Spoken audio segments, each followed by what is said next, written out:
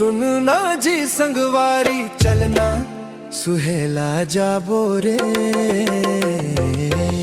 इनका वन रूपदाई के दर्शन पाबो रे। इनका वन रूपदाई के दर्शन पाबो रे। चलना सुहेला जाबो।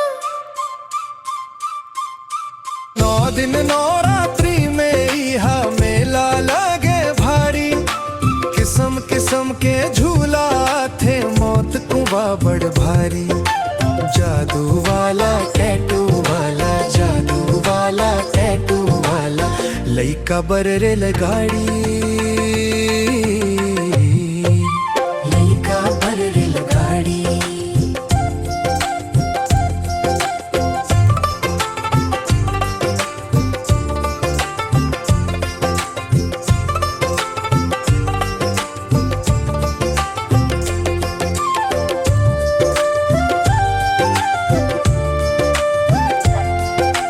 चलना सुहेला जाबो।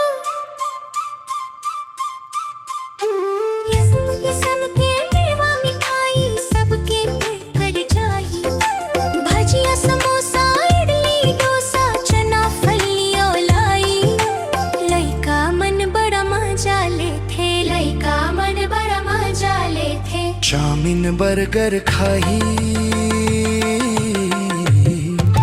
चाउमीन बर्गर खाही।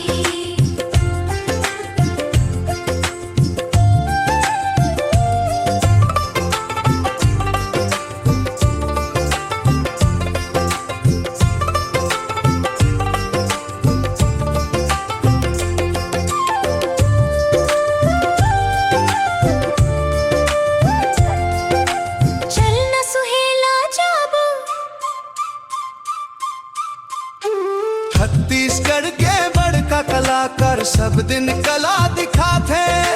नाचा गम्मत हंसी ठिठोली माता के सेवा गाथे। आखिर में बड़ भारी झांकी, आखिर में बड़ भारी झांकी, माता के विदा होते। चलना